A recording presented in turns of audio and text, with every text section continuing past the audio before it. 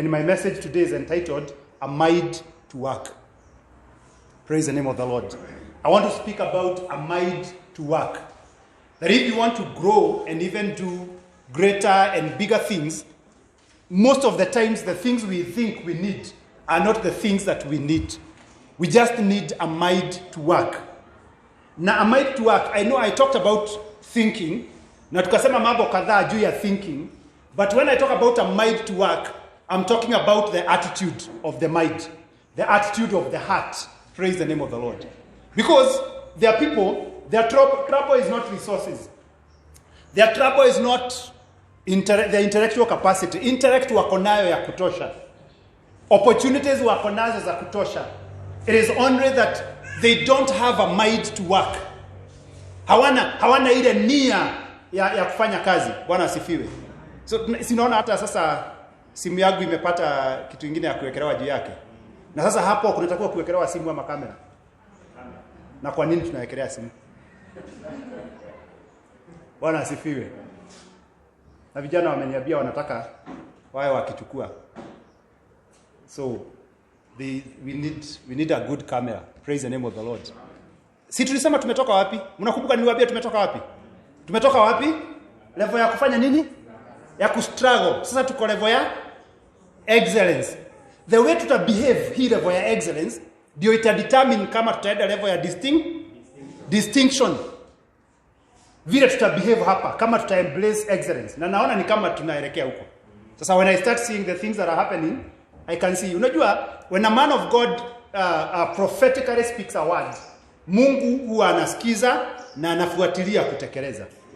Praise the name of the Lord. So when I stood here and said that tumetoka level ya kustruggle, tumeingia level ya excellence, God had. Praise the name of the Lord. And God is willing to accomplish it. The question I'm asking, are you available? Do you have a mind to work? Are you available that as we get to each and every level, God will use you? Praise the name of the Lord. Our PA system is quite imepanda. Haijafika lakini imepanda. Bwana asifiwe. Na tunaelekea. So, how we behave during this level of excellence, ndio itadetermine kama tutaenda level ya distinction. And there is something that I've realized in my life in ministry, ya kwamba Mungu hapelekagi zingine alafu anarudia zingine, anaendaga nazo zote. Najua hujui nimesema nini. Unauliza nini? Anaendaga nazo zote nini? Anaendaga nazo zote. Ya kwamba anapotoa kanisa hiyo level ya kustruggle na anaileta level ya excellence, hata wale walio washirika wa hilo kanisa katika nyumbani kwao, katika biashara zao, katika familia zao, katika ndoa zao, hata na wao wanatolewa level ya struggling, wanapelekwa level ya excellence. Praise the name of the Lord. Lakini lazima wawe na attitude inayofaa ili waweze kuandamana na Mungu anapowapeleka. And that is why you find some people, there are some people who are usually comfortable in a struggling. Kanisa kama kana struggle, wako comfortable sana. Kianza kuja mavitu kama screen na makamera na nini, wanasikia zinawasubua akili, neno haliki mzuri. Wanaenda kutafuta kingine kana struggle. Shida si kanisa, si excellence inakuja. Ni kwa sababu wao hawakujiposition katika nia zao na mambo yao, hawakujiweka katika nafasi ya kutembea na ile excellence. Na kwa hivyo wakifika, wakisikia yale mambo wengine wanaongea juu yake, wakitazama vile familia zinaendelea za wengine walio katika ushirika wao, wanafeel wako out of place. Hawako out of place kwa sababu Mungu haja avail excellence kwao, ni kwa sababu nia yao haija uiana vizuri na mwenendo na mtindo na mambo yanavyoendelea. Are you getting me? Are you getting me? Praise the name of the Lord. And therefore God takes us together. I've been a pastor now for the last almost now 15 years, because I became a pastor in 2006. Miaka 15. Na nilianzia Kayole, nikakaa huko miaka 7. Nimekuja hapa sasa inaenda miaka 8. Nimetazama maisha yangu na maisha ya wengine wenu. Ama mnafikiri huwa si analyze maisha yenu? Huwa na analyze. Na pale sijui naomba Roho anisaidie, na pale ninajua. although wengine wanafichaga pastor sana, hata hawezi taka ajue walijenga nyumba mpya. Sasa nikitazama maisha yangu na maisha ya watu, maana kuna wale watu nilipata hapa 2013 na tumetembea pamoja, I can tell you as God takes this church ahead, I've seen their lives move. Praise the name of the Lord. I've seen my life move. And therefore, it is very, very important for all of us zote tuhakikishe ya kwamba tuko na nia, tuko na mawazo yanayotusaidia kuandamana na Mungu wetu anavyotupeleka. Praise the name of the Lord. So that nobody is being left behind. I want to speak about a mind to work. Praise the name of the Lord. Let us go to the book of Jeremiah, chapter 4. Jeremiah chapter 4. Can even start, not Jeremiah, sorry, Nehemiah. Tumesoma Jeremiah mpaka.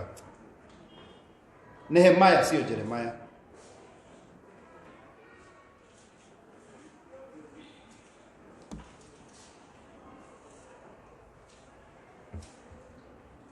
So we are still on our theme, growth.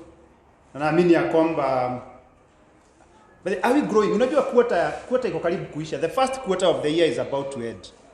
Na hata kama hujakuwa ukifanya evaluation, ni vizuri quarter ikiisha ufanye nini? Evaluation, uangalie, ujiulize na kwa sababu hii quarter ya kwanza ya mwaka inaisha, how far am I? Naenda wapi? Because hiyo quarter itakupatia picha ya hizi quarter zingine tatu vile utaenda.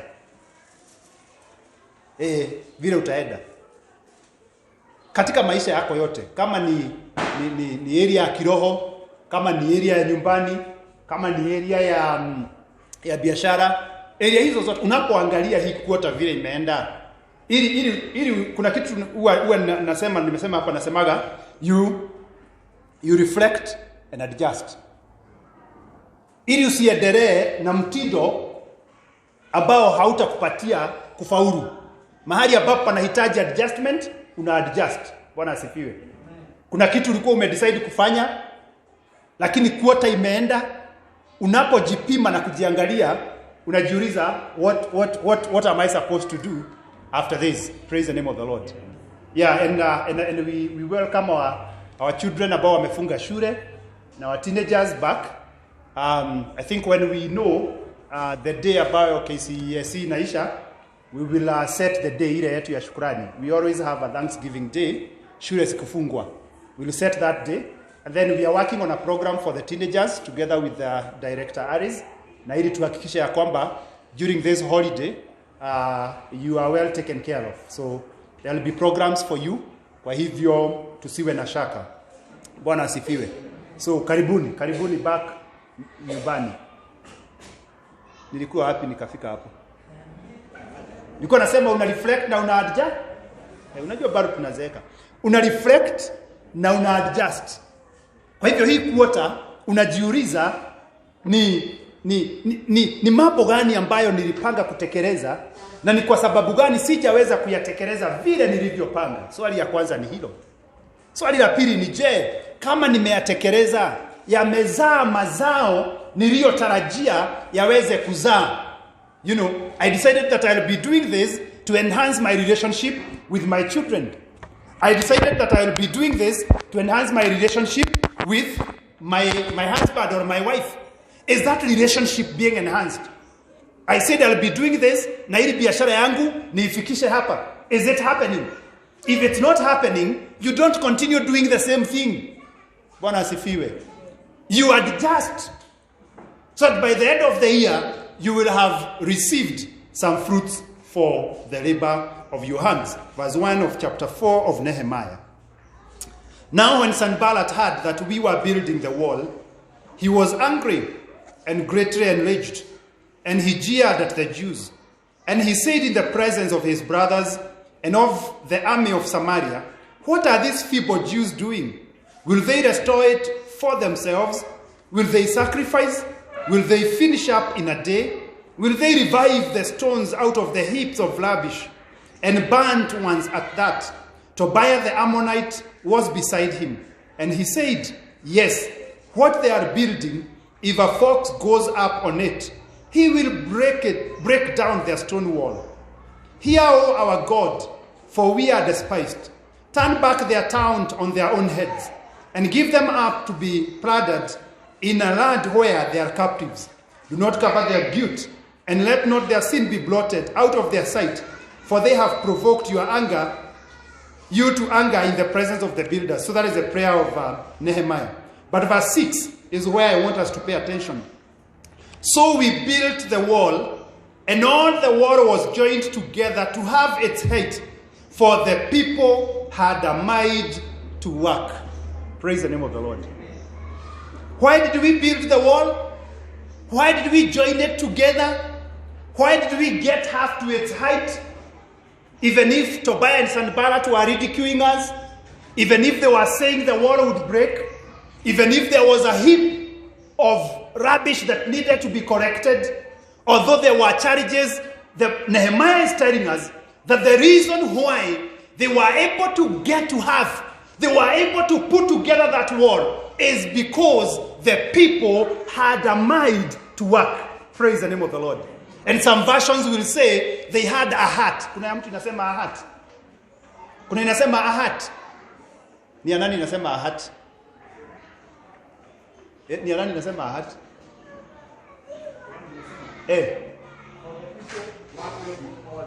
For the people worked with all their heart. That is the description of a mind to work. Praise the name of the Lord.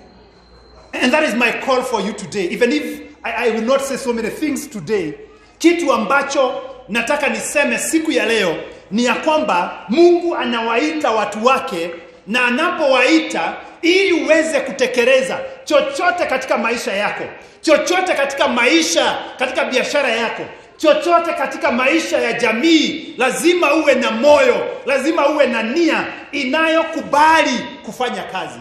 Praise the name of the Lord. You must have a mind to work. Because we don't have many people who have a mind to work. I was saying, is it on Friday or the other one? And I was saying that people love convenience. Watu wanapenda vitu zinazokuja kwa urahisi. Na watu wengine mioyo yao ni miepesi sana. Inapopatana na changamoto kidogo tu, inapopatana na inconvenience kidogo tu, inadidimia, inashindwa kutekeleza kile ambacho ilitaka kutekeleza. Maana nikwambia ndugu na dada, it doesn't matter what a good scheme you have. Una mpango mzuri sana, bado utapata opposition. Praise the name of the Lord. Ukiulizwa wewe, Sanballat na Tobiah wanamkasirikia Nehemiah kwa nini? Nehemiah alikuwa kwa nyumba ya mfalme, akasikia kuta za Yerusalemu zimechomwa, zimeharibiwa, hekalu imeharibiwa, hekalu ilikuwa imejengwa sasa tena na akina Ezra na akina huyo mwingine anaitwa nani? Huyo mwingine wako na Ezra, Zerubbabel ya. Akasikia wako na aibu. Akasema ya kwamba nitaondoka niende nikajenge ukuta wa Yerusalemu, na ili hawa watu wasiendelee kuishi na aibu. Nehemiah angeendelea kuenjoy comfort ya Paris, angeendelea kuenjoy, but wakati alipoinuka tu kwenda kujenga, maadui wakainuka. Praise the name of the Lord. It doesn't matter how good your scheme is, there will always be somebody to stand against it. You know, I got surprised as a pastor, and sometimes you have to be very strong. Imagine una come up na program mzuri. I started working with teenagers long ago, 2006 huko. So I come up with nice programs for teenagers. Na unaileta kwa kanisa ili ama unaletea watu ili muweze kusaidiana kuwasaidia teenagers wao. And then wale walio na teenagers wanakuangalia kwa uso, wanakuambia hizo vitu unaleta peleka na huko. Nikashindwa guy, kwani Bwana asifiwe. Yani mimi nataka tu kusaidia watoto wao. Wow. Alafu unapata upingamizi. And as I do ministry, I have found that it doesn't matter how good something is. Sometimes it may even be for the use of the same people who will stand against you. But if you don't have a mind to work, you will give up. Your heart will be broken. Praise the name of the Lord. You will come to this church and you will determine there is something you want to do for God. And the places mahali ambapo ulikuwa unatarajia support, that might be the place where opposition may come up from. Watu wale ambao unahudumia, unafanya hiyo kazi ili wao wasaidike, utapata ndio wanapigana na wewe. If you don't have a heart, if you don't have a mind to work like these people who are building the wall, you will back off. And there are many people who have backed off. Praise the name of the Lord. There are many people who have left ministry. There are many people who have closed businesses.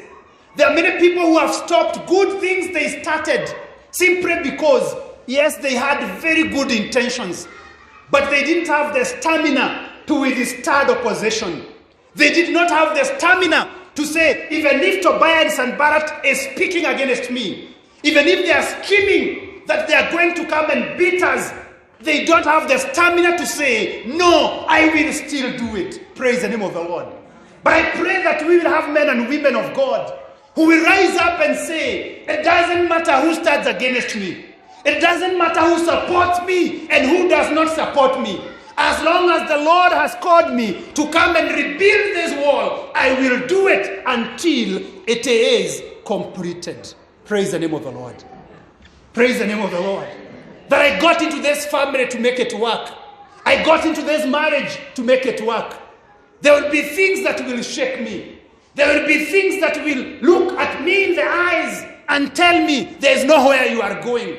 But because the Lord brought me here, the Tobias and the Sanballats of the day, other than the Tobias and the Sanballats of the day, we are told there was a heap of trash ilikuwa imejaa.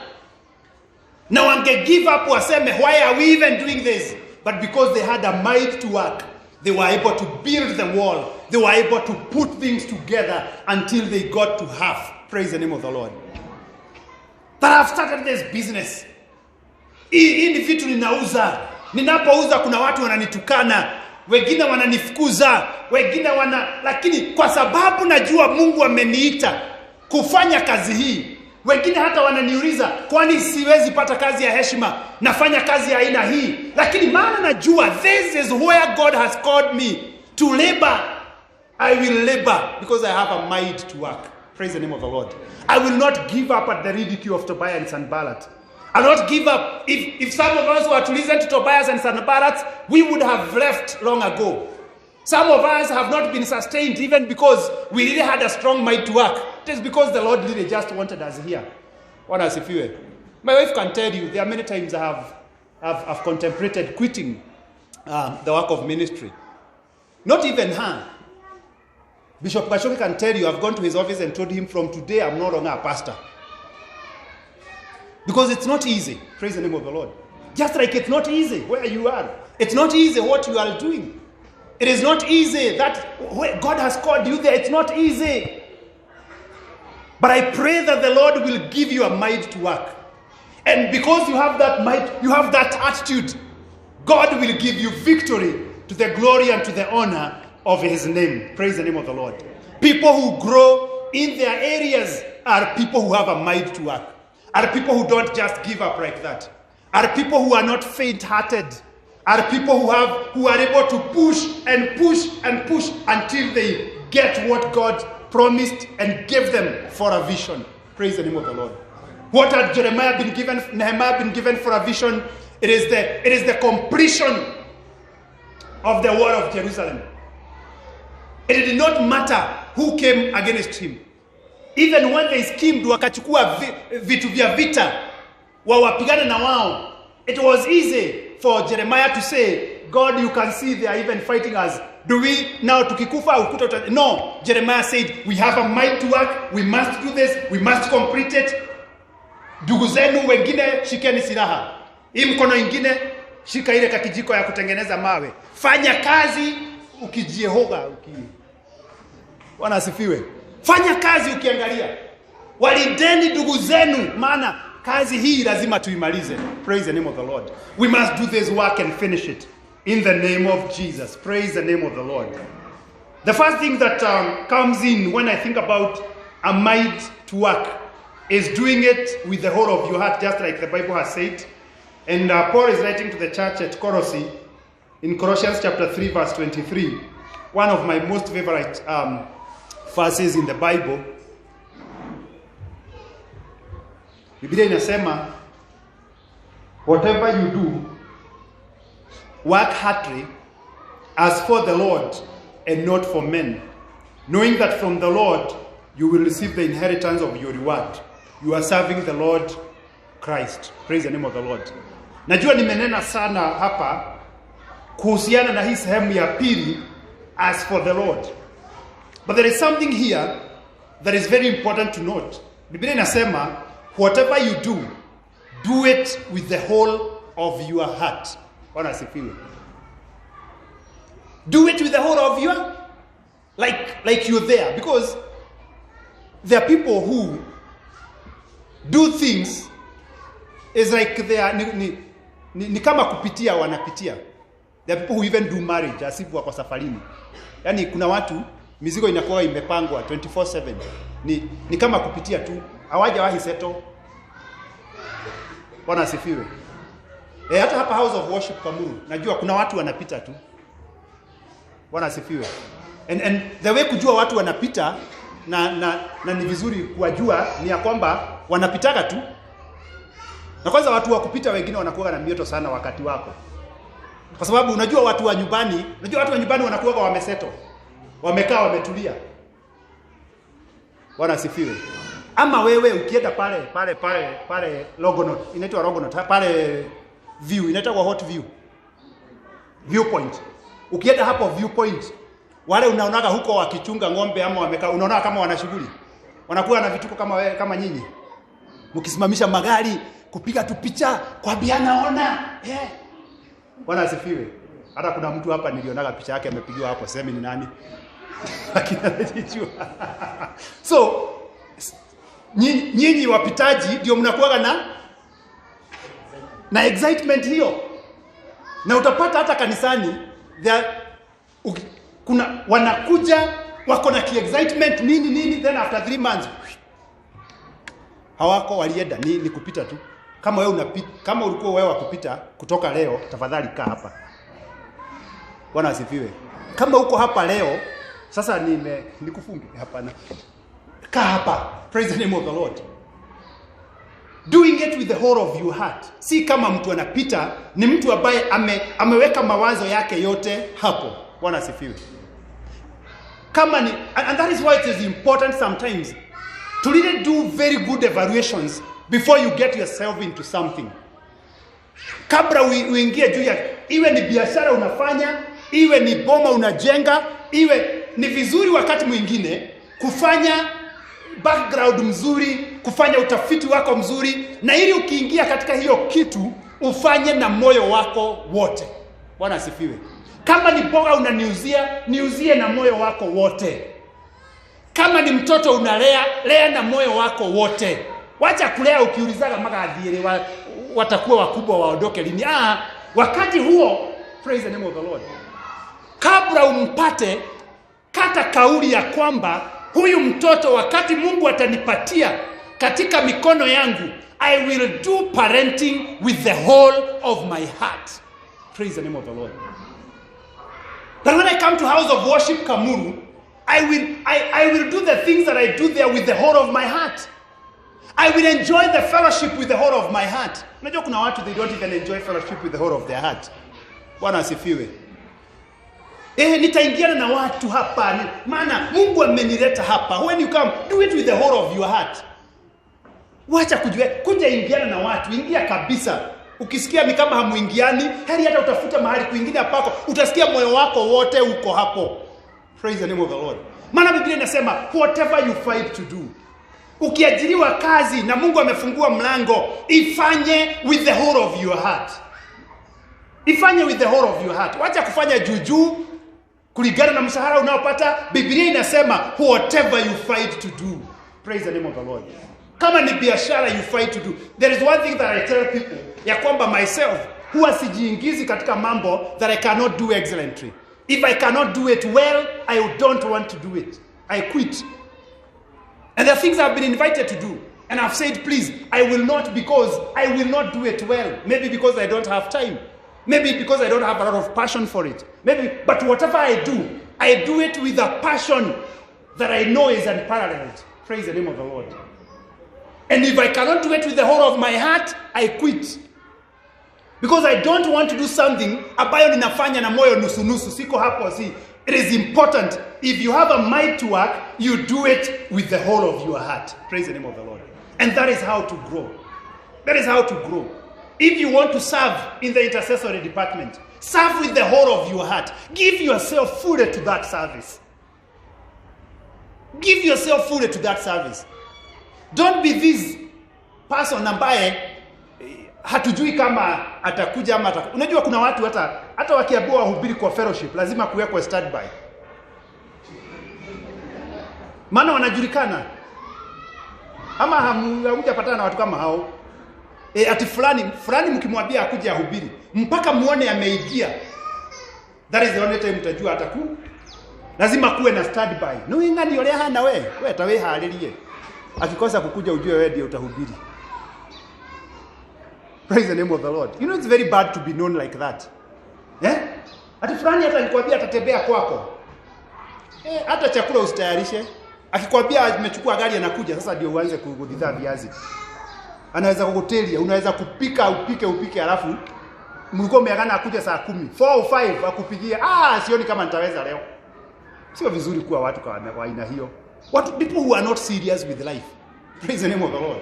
People who are not serious with they do things. Everything is like a joke. Bringing up children is a joke. Their marriage is a joke. Ministry in the church is a joke. Their hearts are not there. It's important to do it with the whole of your heart. Be consumed by that which God has given you to do. Praise the name of the Lord.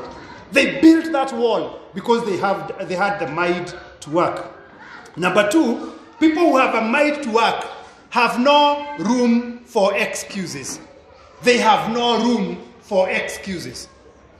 Watu walio na a mind to work, that I want to accomplish this. I want to see this done. Nataka kuona huu ukuta umemalizika. They have no room for excuses. They have no room for excuses. Ecclesiastes chapter 11 verse 4 is a very interesting verse that shows the kind of excuses that are given. Nasema, he who observes the weed will not sow, and he who regards the crowd will not reap. Praise the name of the Lord. He who observes the weed, ya kwamba yeye anaangalia mawingu anasema hakukai kama kutanyesha hii mwaka. Kwa hivyo hapa, they always have a reason not to do things. They always have a reason why not to come for the service of hope. They always have a reason why not to come. Lakini kwa hiyo service of hope ndio neno litatumwa ambalo lingebadilisha maisha yako. They always have a reason why not to come early in the morning to pray on Sunday. They always have a reason. Always, there will always be an excuse. They always have an excuse why they can't give in the fundraising ambayo inakuja. They always have an excuse. But people who have a mind to work, they have no room for excuses. Praise the name of the Lord. If they determine ya kwamba hiki lazima nitakifanya, they don't look at the crowds. They say like Isaac, has the Lord said that we sow? Yes, I will sow, even if it is the year of famine. Praise the name of the Lord. Ni mambo gani umekosa kufanya kwa sababu umejipatia visingizio? When they don't perform in exams, they always have a reason why. When they don't perform in their bringing up of their children, they always have a reason why. People will always have a reason why they are not doing the things they should do. And so they will never accomplish anything. And they are equated to people who are lazy. When you go to Proverbs chapter 26, you will see how lazy people reason.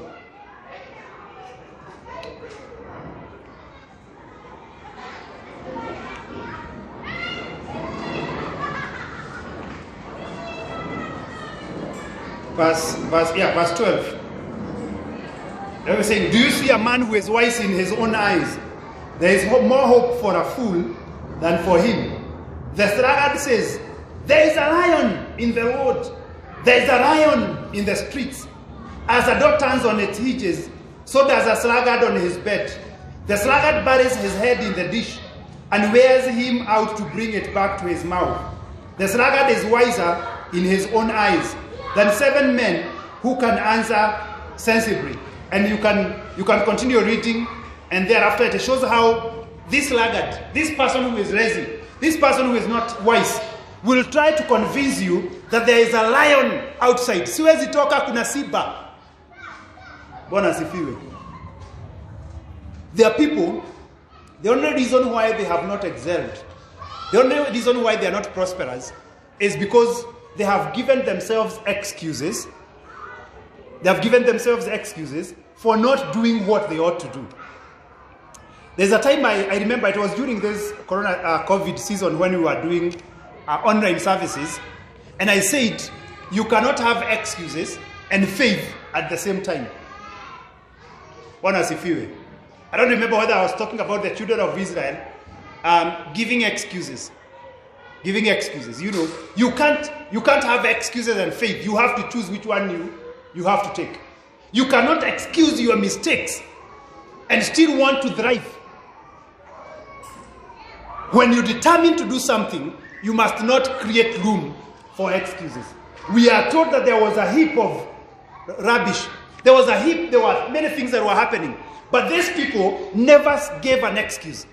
They never said, hey, hawa watu watatupiga. They never said, huu uchafu ni mwingi sana, hii kazi haiwezi isha. They had a mind to work. Praise the name of the Lord. If you start a business, don't give room for excuses. Don't give room for excuses. Focus on what you want to achieve and go for that, regardless of how the environment turns out to be. If you decide I will be reading my Bible 1 chapter every day, don't give yourself excuses. That today I'm very tired, nitasoma kesho. Yakoba leo nimeshikamana. Do it. Praise the name of the Lord. If you determine this year, I'll be attending the morning service to pray at 9 a.m., don't allow excuses to come in. Don't allow anything to come and give you a reason that gives you some comfort of not doing it. Some people are comfortable sinners because they have found a comfortable reason that excuses their sin. Did you hear what I said? That there are people who sin and they are comfortable in their sin because there is an excuse upon which they derive that comfort. They excuse sin. You know. And you can think of all the excuses people can give.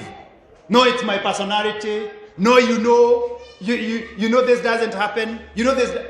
And I've always said that our responsibility to obey God, our responsibility to do that which God has called us to do, is not conditioned on how other people treat us. You cannot sin because of how someone treats you.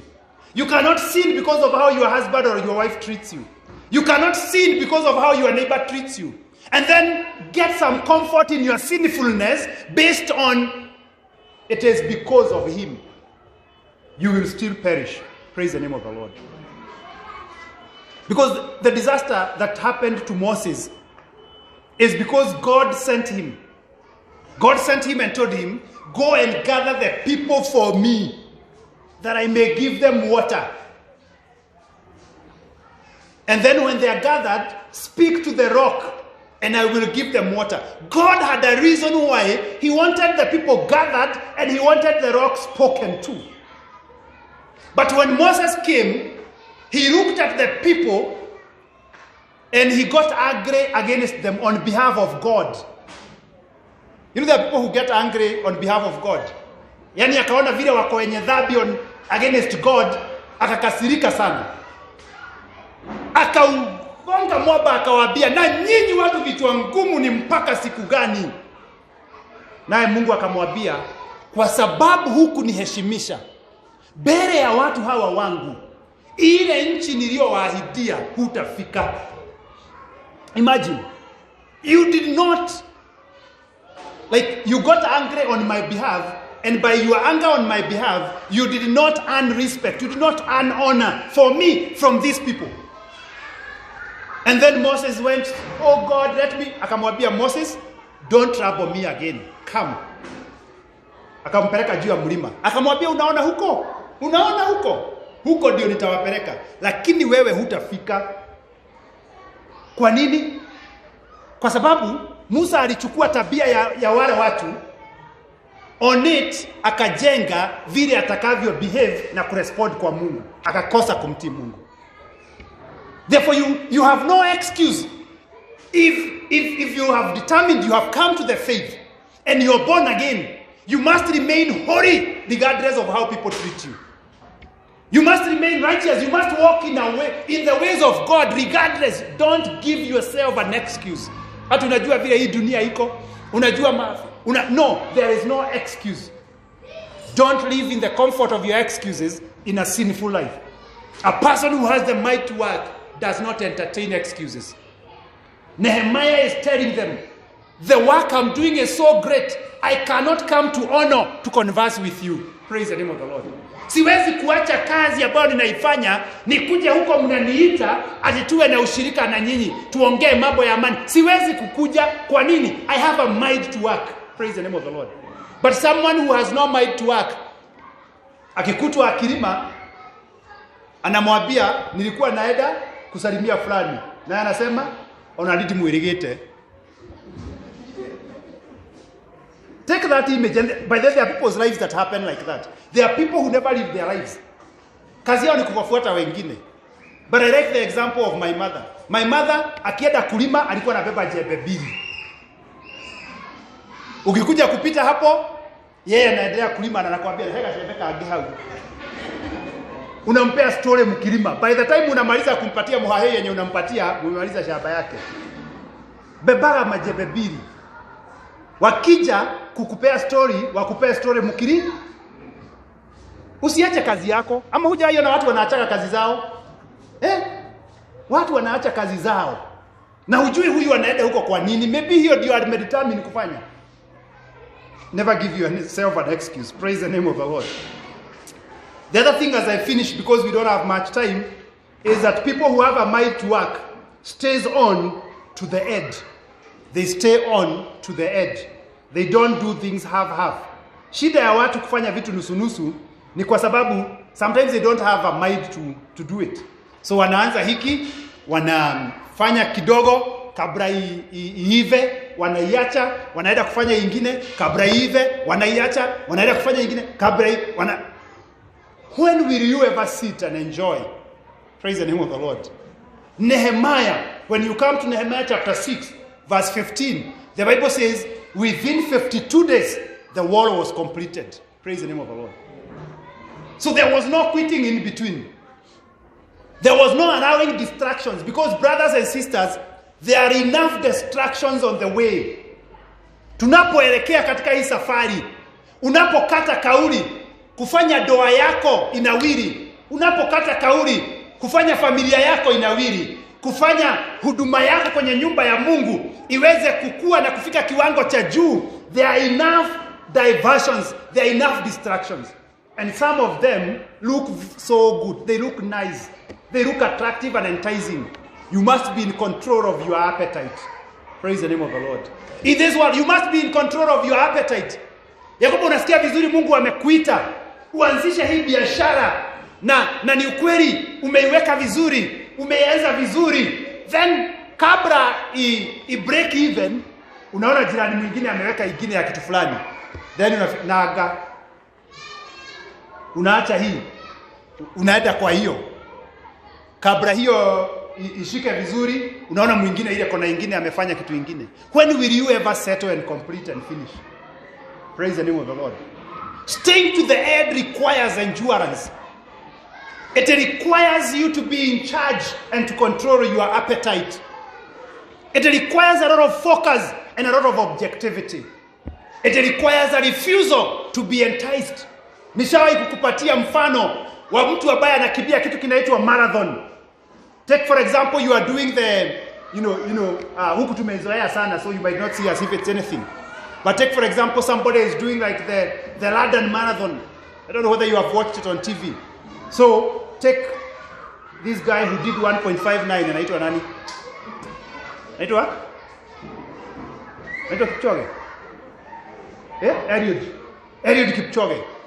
Eliud Kipchoge anapoanza marathon at the start point, nia yake ni kumaliza. Praise the name of the Lord.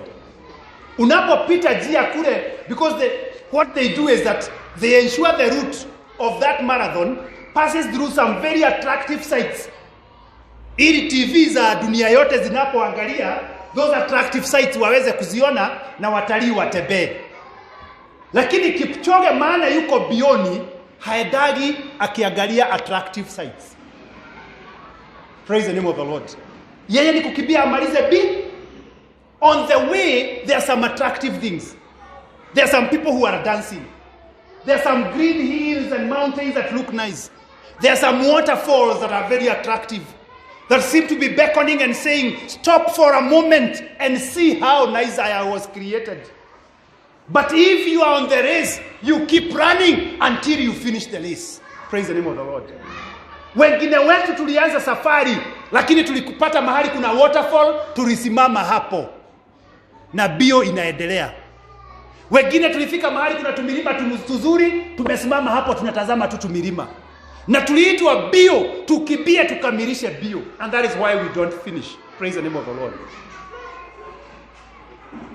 You must stay until the end. Don't allow yourself to be diverted. God calls you to a certain line of ministry, hold on to it, stick on to it. There are others who may be seemingly doing better in other areas of ministry. They may be seemingly enjoying the things that they are doing, but because this is what the Lord called me to do, I will hold on to it until I finish my course. Praise the name of the Lord. If the Lord called me to become a teacher, in the fivefold ministries, I am a teacher. Kama Mungu aliniita kuwa mwalimu, I might be seeing others enjoying, the evangelistic adventures, wanahubiri, watu wanainuka, wanachukua viti, wanasema haleluya, mikutano yao inajaa. Lakini hii ya kufundisha unajua haikuwagi na watu wengi. Na watu wanakuwa tu wameshika notebook na kalamu. I have to stay on course until I finish my race. Praise the name of the Lord.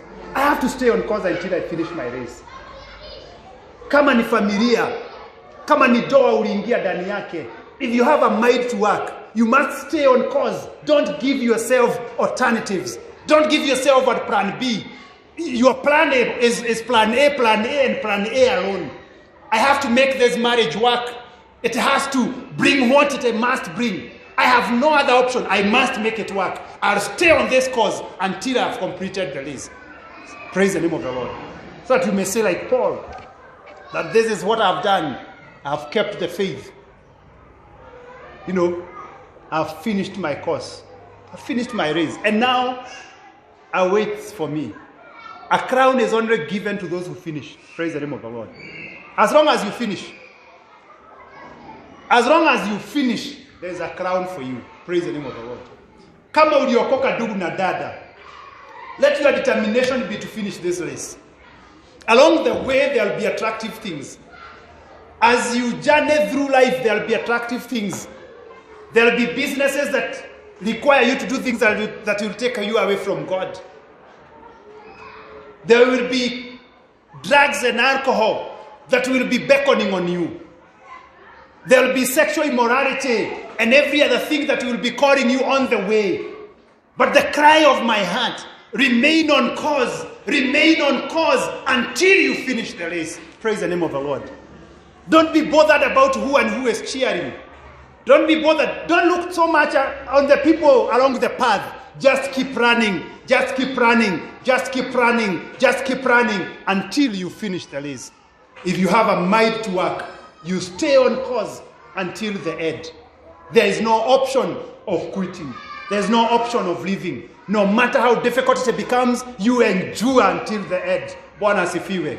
If you determine to serve God in a certain area, I pray that the Lord will give you grace. But that He will also give you men and women who will enable you to stay on course. The reason I'm still a pastor today is because on my path, God has provided me men and women who enables me to stay on course until I finish. The Jethros, the Jonathans, the builders, praise the name of the Lord. The Gethsemane friends. Where are yours? If you don't have such people, you will give up on the way. This week in our family fellowship we were talking about Naaman. That Naaman had left his country of Aram to go to Israel to come back a healed man. But when Elisha sent a messenger, go tell him to go and bathe in Jordan 7 times. The pride of Naaman came in, and Naaman said, are there not better rivers in Paphras? Are there not better rivers in Damascus? Does this man doesn't respect me. I am a general. Vitu kama hizo zitainuka ndani yako. Bwana asifiwe. Kuna vitu zitafanywa mpaka kwa nyumba ushindwe. Na huyu mtu hanijui mimi ni nani. Bwana asifiwe. Lakini kama unatembea na watu wanaweza kuzungumza na wewe, people who can put sense in you when sense has gone. Sometimes sense goes out of each and every one of us. Kama wewe yako haitokagi, yangu inatokaga wakati mwingine. Si wewe ni mzuri sana, yako haiwezi toka. There is no one time you do things that are not sensible, si ndio? Bwana asifiwe. But when I'm just about to do a senseless thing, there is somebody who says, na kama ungeambiwa ufanye kitu kubwa, si ungefanya? Na sasa si umeambiwa tu uingie tu hiyo ndani, na si uingie. And then if they are the right people you are working with, there is a way they conquer your heart. There's a way they conquer your pride. Do you have people who can conquer your pride? Unajua kila mtu hapa anakuwa na pride kake. But do you have people who can conquer your pride? Anaweza kuniongelea hivyo kwa nini? Wanakuwa hebu ngoja kidogo, unasikia umeisha. Do you have people who can conquer your pride? Ama wewe ni kichwa ngumu mpaka gumu ya wale wagumu? Praise the name of the Lord. That even if they were servants to him, he was a general. These were servants to him. They looked at him and told him, look here boss, kama ungeambiwa kitu si ungefanya. Na sasa and I'm telling you, the general agreed to listen to the servants because he was working with the right people. Praise the name of the Lord. When you walk with the right people, you will stay on course until the end. But when you walk with the wrong people, watakwambia yenyewe hakukushow poa. Yenyewe kuna vile hakukushow poa, wachana yeye. Wewe jitoe. Praise the name of the Lord. Who are you walking with? Because for you to go and stay on course until the end, there must be people who can put sense in you when sense has gone out of you. A person who has a mind to work, a mind to accomplish it, a mind to do it to the end, gathers around himself men and women who can help him finish the course. Paul was never alone. As he says, I have finished the race. He is talking about this. He is saying, I have provided for myself and my companions, meaning he was never alone. He always had companions. He always had men and women that he was walking with. Who are you walking with? When the enticement as a young person of this world beckons at you, when drugs beckon at you, when sexual immorality beckons at you, who are you walking with who can tell you, no, we don't do that? Or the person you are walking with is the one who tells you, by the way, ni poa ukijaribu. Who are you? Because you cannot finish the cause if you're not walking with people who can help you. Praise the name of the Lord. I think that is enough for today. Bwana asifiwe. And that is what the Lord determined that we discuss. I may have written more, but that is what the Lord determined that we discuss. So let us rise up and pray, asking the Lord, give me a might to work. Give me a might to work. The reason why many of us have given up on so many things. Unajua, kuna watu wanahitaji deliverance in quotes, because si deliverance sana wanahitaji. Kwa sababu they are never in one thing. Wanarukarukaga hivi tu. Na sasa wamezeeka. Kazi ni kurukaruka tu. Biashara ni kurukaruka tu. Wengine hata doa, lakini ninaona kama hawa hawako hapa. Unakutana na mtu anakuambia, hii ni doa yangu ya 5 na staki. Sasa hii ni kurukaruka tu. Kurukaruka tu. Praise the name of the Lord. Sitaki kusema juu ya makanisa kwa sababu maybe umekuwa katika kanisa 6 na hii ni yako ya 7. Sasa unataka kuseto hapa na sitaki nikuvuje moyo ukatae kukaa hapa. Lakini si ukae hapa tu na ukae kabisa sasa. Bwana asifiwe. Ni ukweli ni ya 5, lakini si sasa huko umesikia hili neno. Si umelisikia leo? Na kwa sababu umelisikia leo, sasa hii ya 7 ukae kabisa, because when you have a mind to work, you concentrate, you stay there, you give yourself time that is able to bring results. Hutaki kulima, unapanda, by the time inaenda kuchipuka ushahama kwa shamba ingine. Unaenda kupanda. By the time na hiyo inaenda kuchipuka ulihama kwa hiyo. Turohadaga. Praise the name of the Lord. May the Lord help you that you stay on course until the end. Bwana asifiwe.